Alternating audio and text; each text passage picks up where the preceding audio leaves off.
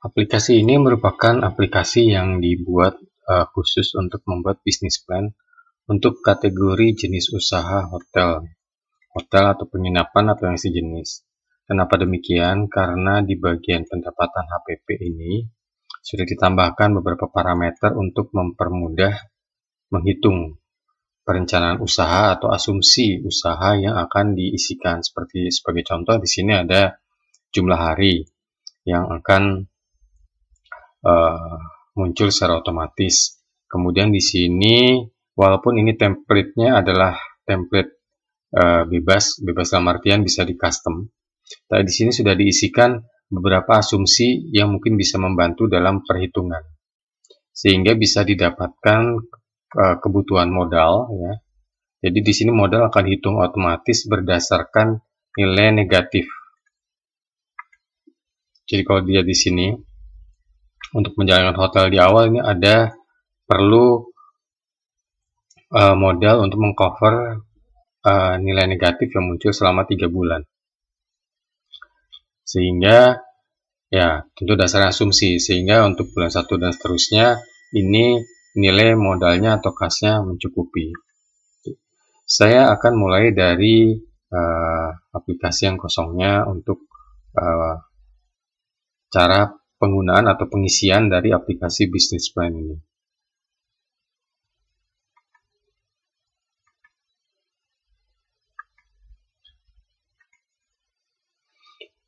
Oke, pertama yang harus kita lakukan adalah mengisi data usaha terlebih dahulu. Di sini misalnya kita bisa isi namanya hotel. Ini jenis usahanya hotel, produk utamanya ya kamar hotel ya. Nah, ini opsional. Kemudian nama perusahaannya PT Hotel Sejati. Misal ya. Nah, kemudian di bagian bawah ini di sini ada format tampilan bulan. Kalau di sini ada dua pilihan, bulan 1 dan seterusnya atau Januari Februari. Kalau kita isi ini bulan 1, kemudian kita akan melihat di bagian pendapatan atau HPP. Di sini akan tertulis bulan 1, bulan 2 dan seterusnya. Kemudian jumlah harinya akan menyesuaikan dengan bulan 1, bulan 2 dan seterusnya. Demikian juga di format laporannya. Jadi kalau kita lihat laporan rugi bulanan ya bulan 1, 2 dan seterusnya. Dan di bagian tahunnya yang akan muncul tahun 1, 2 dan seterusnya. Ini bisa kita buat untuk di awal lebih mudah menggunakan format bulan 1, bulan 2. Hanya perlu diperhatikan. Kalau ini kita buat menjadi formatnya bulan, Januari, Februari, yang di bagian atas ini tanggal perhitungan awal harus diisi. Hanya perlu diperhatikan, kalau mulainya tidak Januari, kemungkinan harinya akan berbeda. Ya. Kalau misalnya di sini kita isi tadi bulan 1, bulan 2, kita lihat di pendapatan, ini 30 hari, 28 hari, dan seterusnya ya. Kemudian kalau ini kita isi, di data usaha ini kita isi Januari, Februari, ya, kita akan lihat dulu sebentar ke sini, pendapatan pengeluaran, pendapatan HPP. Ini formatnya belum ada, ya, belum betul karena tanggalnya belum diisi. Nah, di sini misal kita isi 1 Mei, ya. Perhatikan saya menulisnya 1 MAY ya, bukan 1 MEI. Tapi kalau di enter ini akan berubah menjadi 1 Mei. Dan perhatikan di sini ini formatnya format tanggal. Kalau format tanggal dan betul formatnya, maka akan muncul seperti ini, Mei, Juni, Juli, dan seterusnya. Dan tapi yang perlu diperhatikan, kalau tadi kita mulai mendesain dari bulan 1 dan seterusnya, jumlah harinya akan berbeda, karena hari ini akan mengikuti bulannya. Jadi angkanya akan berbeda pada saat setelah dirubah, kecuali angkanya mengikuti tanggal 1 Januari. Ya. Perhatikan format ini, kalau misalnya kita mengisinya 1 Mei 2021, tampilan di sini akan betul, tapi di sini akan salah. Ya, tidak sesuai format tanggal, dan akibatnya kalau kita masuk ke sini, ini menjadi seperti ini. Ya. Oke, jadi ini saya kembalikan lagi. 1 Mei 21. Jadi kalau kita lihat lagi, ini formatnya kembali seperti semula.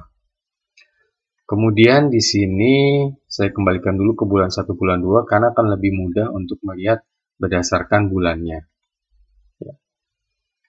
Oke, kemudian setelah data usaha selesai, kita bisa mulai mengisi atau merubah beberapa nama jika diperlukan di format laporan keuangan.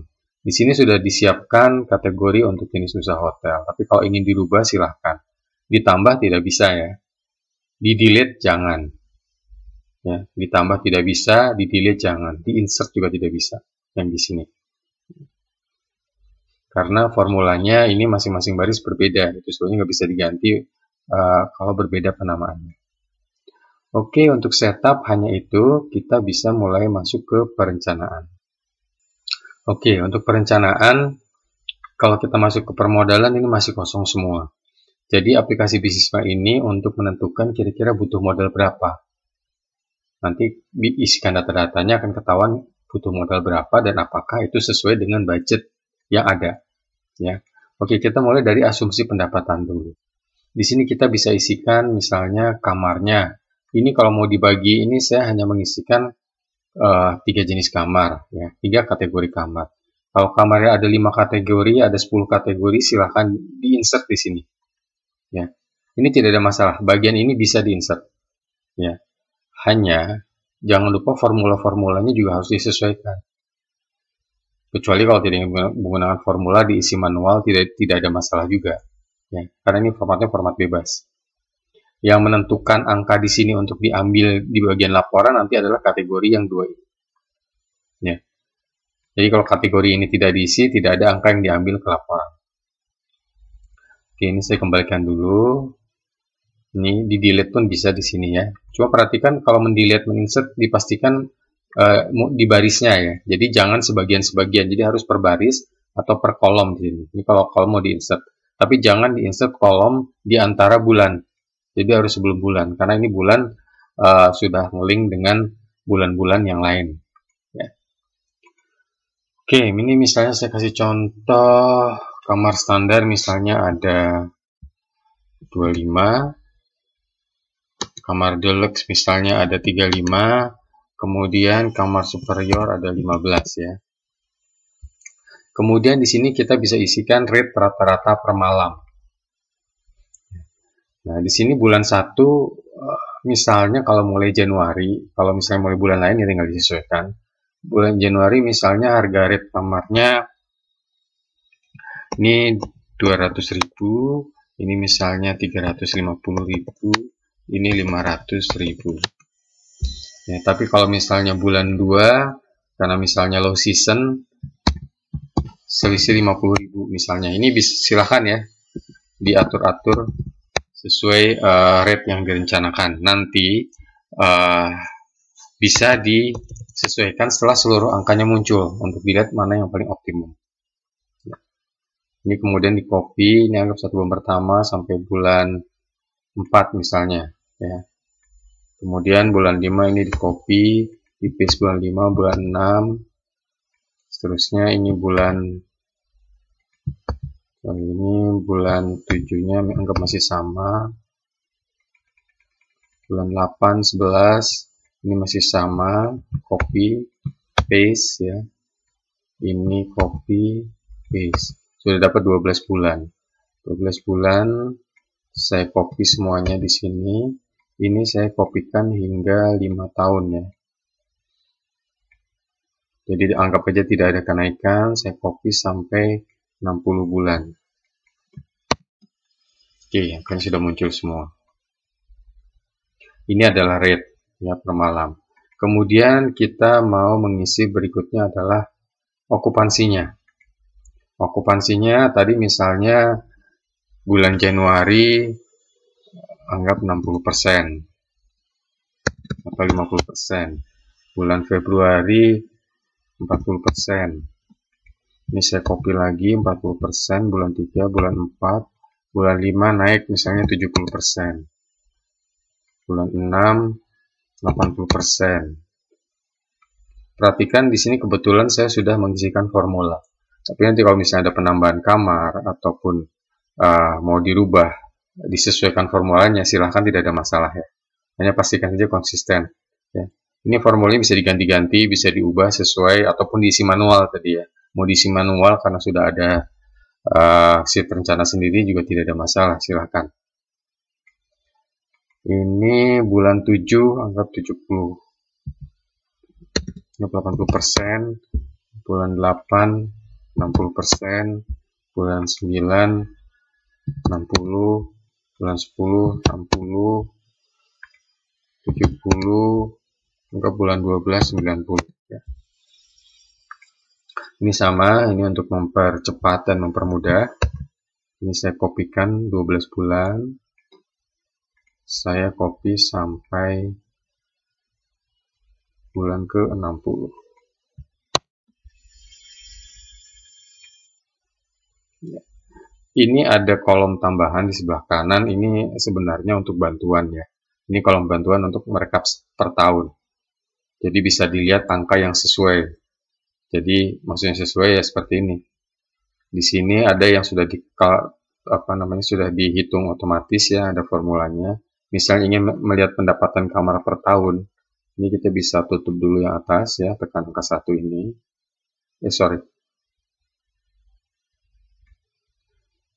Oh, ini saya oke.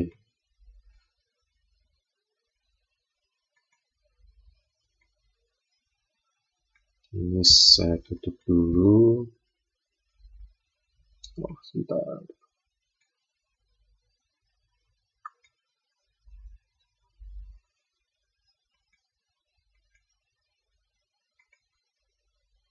Ini yang saya mau tutup.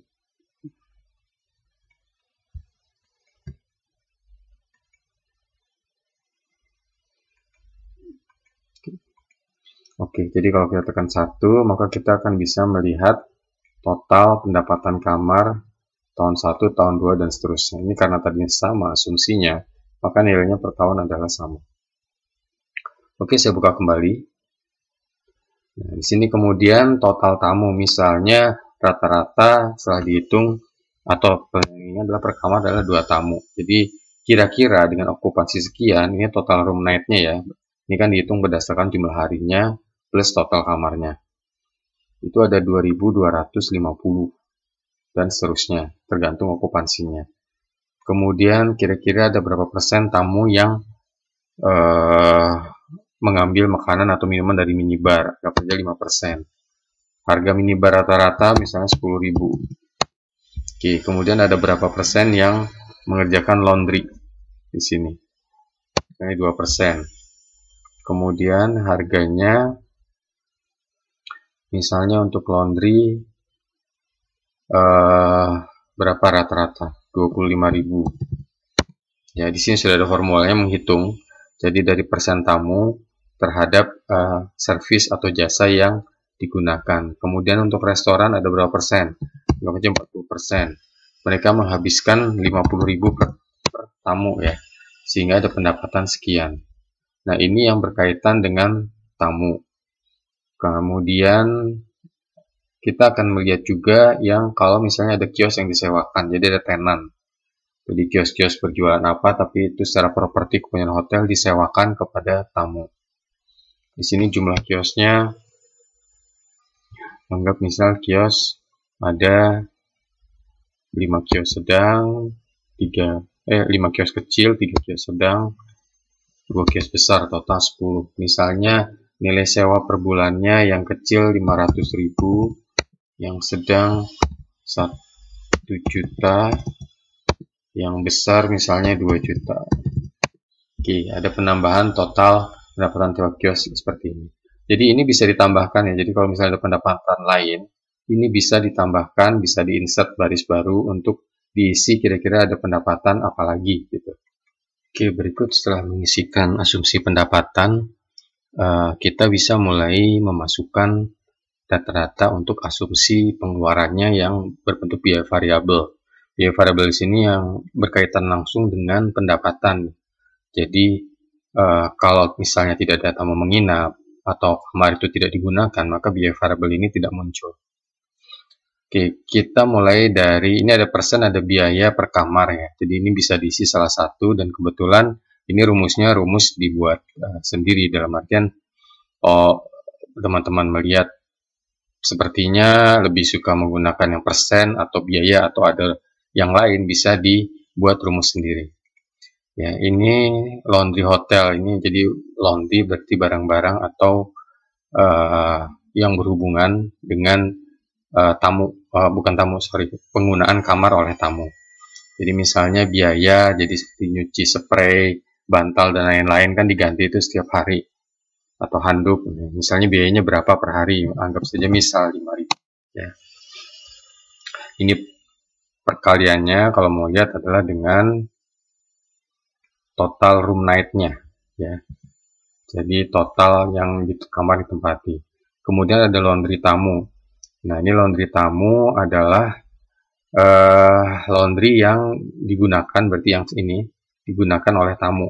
Jadi misalnya dari angka ini cost-nya itu anggap saja misalnya, ya kalau dikerjakan sendiri lebih murah misalnya, tapi kalau outsource atau dikerjakan menggunakan jasa, mungkin anggap saja biayanya 70% atau 60%.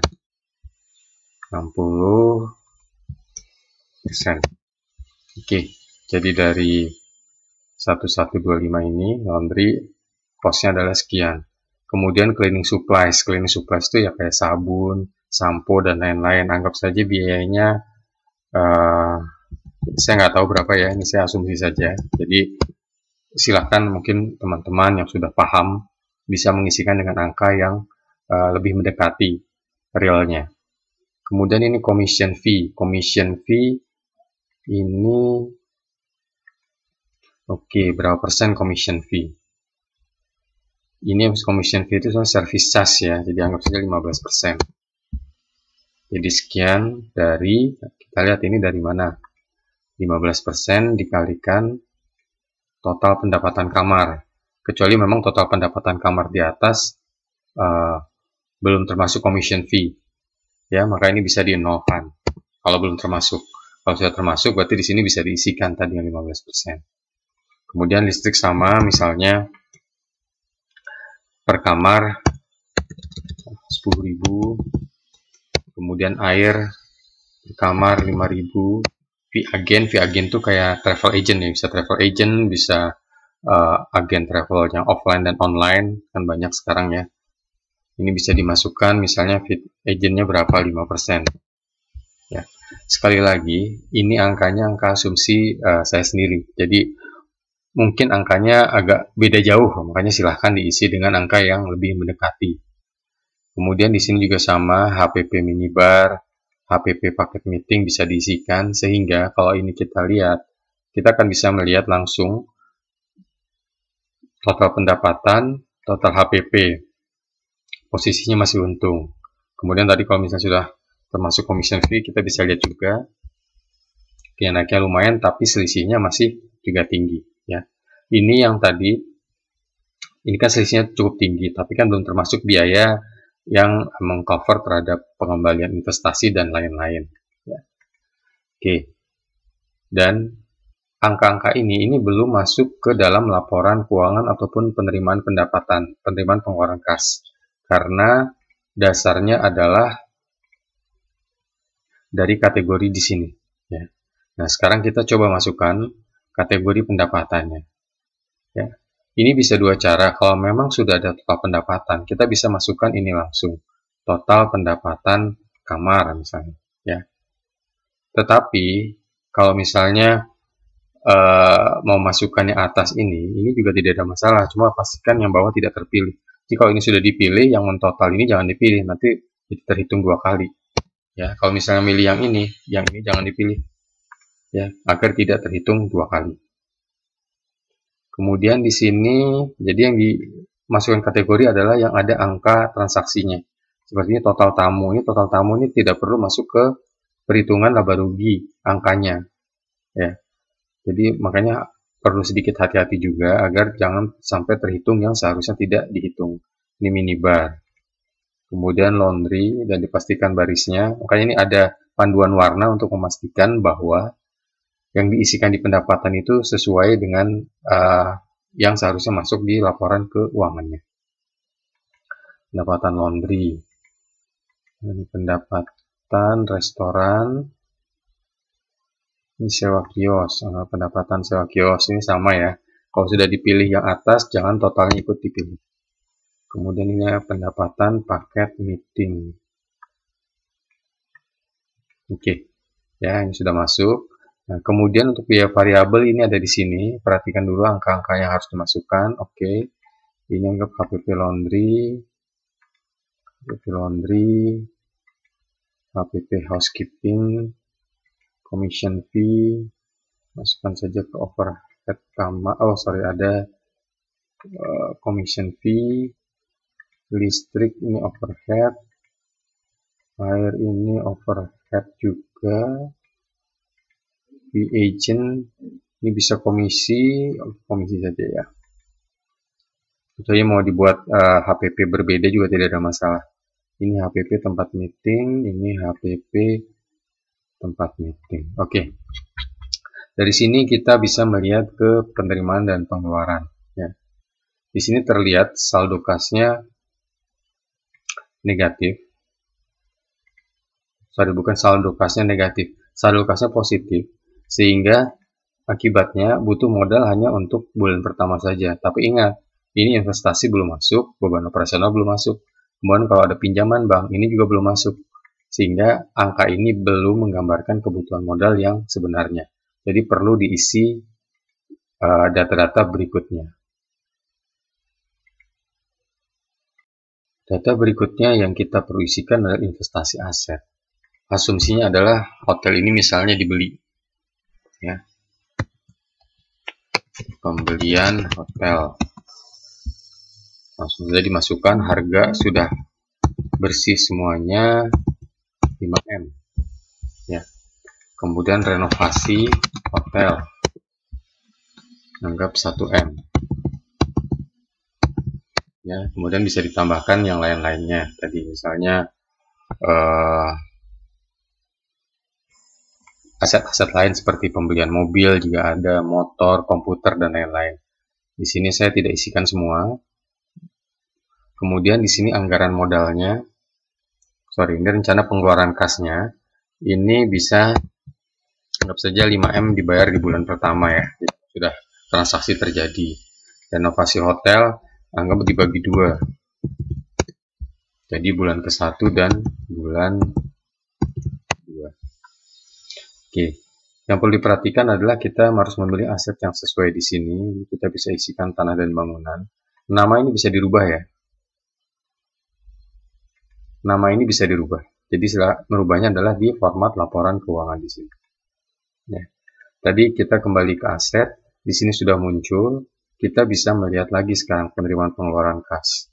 Oke, sekarang sudah kebutuhannya negatifnya mencapai 2 bulan. Oke, berikutnya untuk yang investasi non-aset di sini. Ini asumsi investasi non-aset atau ya pengeluaran dibayar di muka. Ini dimaksudkan untuk biaya atau beban operasional. Jadi beban operasional juga yang dibayar sekali atau berapa kali di depan, tapi tidak mengcover hanya 1 bulan, tapi mengcover lebih dari 1 bulan. Paling umum sebenarnya sewa tempat. Sewa tempat misalnya sewa kantor, itu sewanya biasanya per tahun. Jadi bayar untuk 1 tahun di muka, tapi sebenarnya kalau perhitungan laba rugi harusnya dibagi per 12 bulan. Hanya saja ini hotel. Jadi sewanya mungkin tidak banyak yang model-modelnya dibayar di muka untuk setahun. Contohnya mungkin asuransi bisa dimasukkan di sini. Pertanyaannya apakah dimasukkan di sini? Apakah bisa dimasukkan di beban operasional juga di sini? Bisa, tidak ada masalah. Hanya itu tadi, kalau di beban operasional di sini, ini asumsinya adalah pengeluaran cashnya per bulan di sini dan nanti akan dihitung masuk ke laba rugi juga per bulan. Ya. Jadi kenapa dimasukkan di sini? Agar ada perbedaan antara pengeluaran kas dan perhitungan laba ruginya. Ini saya coba ngambil contoh misalnya branding hotel ya. Pemasaran, promosi.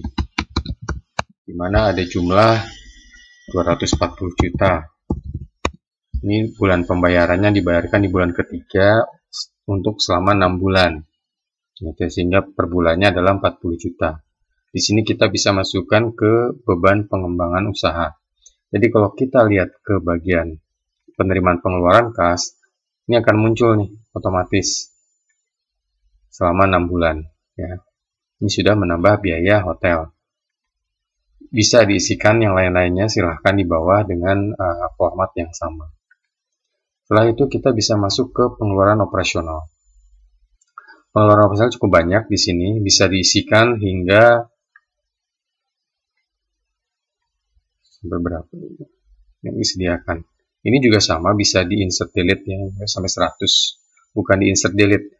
Sorry, ini bisa di insert copy insert. Sorry, bisa di copy insert. Jadi kalau mau di insert ditambahkan, copy insert silahkan. Yang pasti jangan sampai kategori pengeluarannya tidak diisi. Dan jangan sampai juga rencana pengeluaran kasnya diisi 0. Ya, karena kalau sudah ada di sini diisi 0, nanti dia tidak akan masuk ke perhitungan pengeluaran kas dan laba rugi. Ini saya untuk mempercepat, saya akan copy paste saja dari data yang sudah ada.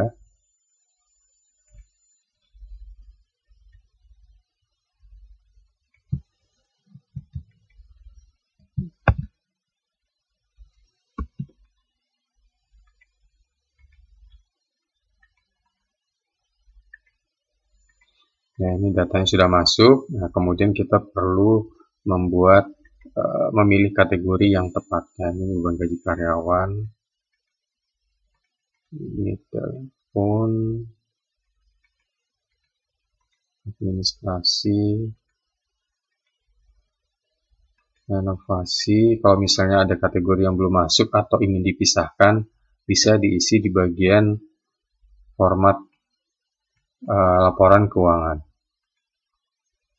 Transportasi, ini dan air, saya masukkan ke sini. Ini internet, oke. Ini oke, ini saya masukkan ke internet saja. Oke, nah kemudian ini kita bisa isikan di kanan per bulan pengeluarannya berapa. Jadi ini bisa disesuaikan dengan misalnya bulan pertama 15 juta. Kemudian ini belum ada karena anggap saja masih perkenalan. Jadi yang lainnya masih angkanya ini gitu misalnya ya. Nah, kemudian baru bulan kedua dan seterusnya angkanya ini. Ini paste as values.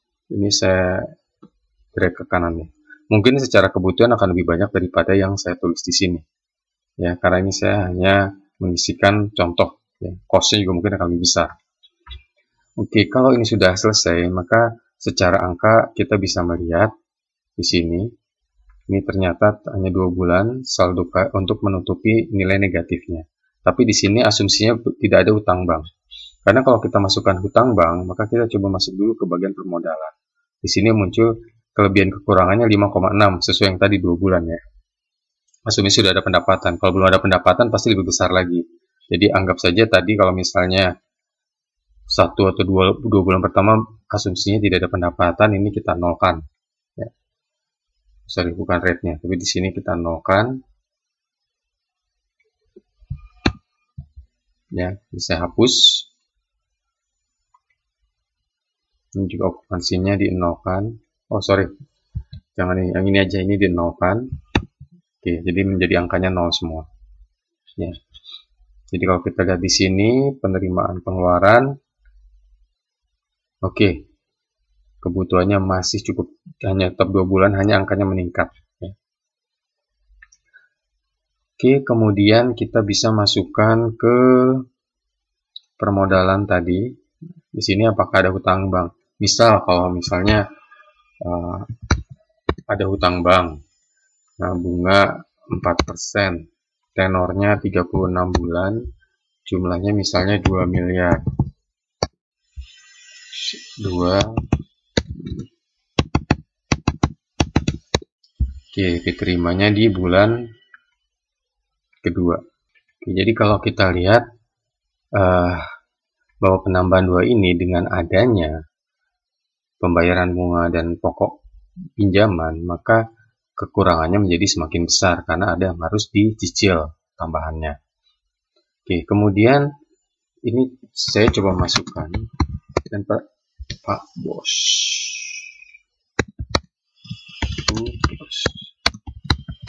Satu lagi perhatikan adalah tadi kan bulan kedua ya. Begitu ada tambahan utang bank, ini berubah menjadi bulan keempat. Jadi nilai negatifnya hingga 4 bulan. Jadi kalau kita masukkan nanti, perhatikan, oh ini sebelum angka ini masuk, kalau kita lihat di arus kas, ini nilainya negatif. Ini bukan error ya, ini kolomnya kurang besar. Ya, ini saya cuma menunjukkan ini negatif kalau tidak ada modal masuk. Dan di sini di permodalan kita masukkan, misalnya bos 2252681440. Oke, diterimanya di bulan ini harus dipilih. Kalau tidak dipilih, dia tidak akan muncul di laporan kas tadi. Ya.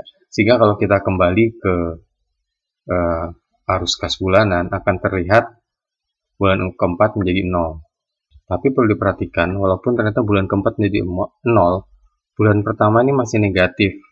Kenapa? Karena itu tadi berarti kebutuhan modalnya kita cek lagi. Di bulan pertama itu butuh 5,5. Kalau kita lihat di permodalan, yang masuk bulan pertama itu 4,2. Berarti ini tidak bisa di bulan kedua. Berarti ini harus di bulan pertama.